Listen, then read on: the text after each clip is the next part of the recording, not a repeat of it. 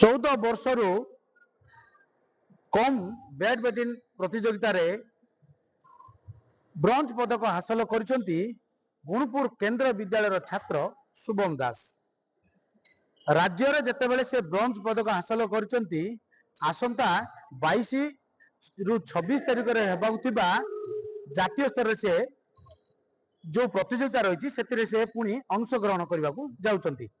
तबे तांकू अनेक शुभेच्छार सुओ छुटी। सी वर्तमान आम गण रही ये हूँ गुणपुर इंडोर स्टाडियम। सी वर्तमान अभ्यासरत जारी रखिंट। तेज आम प्रतिक्रिया नवा। शुभम तुमको अनेक शुभेच्छा। कौन कहे?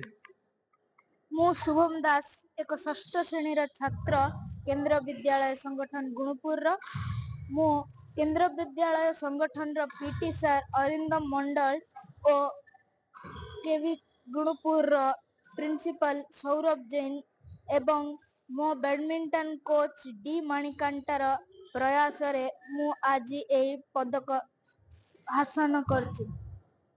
मु एनआईटी राउरकेला जाई मु ब्रोंज मेडल हासिल करछि और जातीय स्तर रे पंजाब जाई नेशनल खेलिया सिलेक्ट हेछि।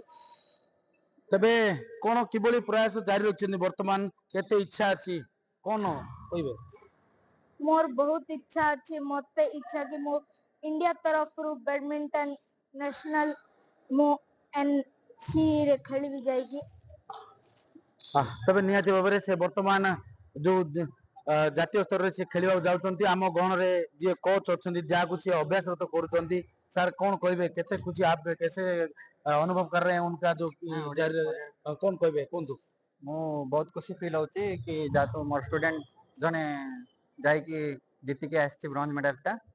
आ मोर कोशिश रहइबो कि आगको भी इमती मोर सब स्टूडेंट जति अछंती मु तांको पाते भी एटा का चेष्टा करची। तेबे सर देखुंदु आ मात्र किछि दिन रहिला कि बोली तार अभ्यास जारी रहिछि। हां एबे आउ से आछि आज पहुंचला जस्ट आउ पहुंच पलाइला प्रैक्टिस पे आउ 5-6 दिन पहुंच जीव जे जहां भी से हिसाब देखि ट्रेनिंग चलिबो। आपन लागुची से जो पदक पुणी जहा कि हमरो गोल्ड पदक हासिल कर परिबो? हां चेष्टा तो करची, पूरा पिला हार्ड वर्किंग अछि एई जीवो। तबे निहाती भाव देखुले वर्तमान शुभम आम गण रही इंडोर स्टेडियम वर्तमान से अभ्यास जारी रखी। जो केंद्र विद्यालय संगठन द्वारा जितेबले राउरकेला नीट जो राउरकेला चली रही है बैडमिंटन प्रतियोगिता रे ओडिशा रु 3 जन मनोनीत होता बेले गुणपुर यही शुभम मनोनीत होती जे कि जातीय स्तर में आगामी दिन में खेलने जाउछंती। निश्चित भाव में से शुभम आगामी दिन में जातीय स्तर में एक सफलता आनियो बोली आशा रही। गुणपुर इंडोर स्टेडियम परिसर दीपक कुमार पंडा रिपोर्टर स्टूडियो।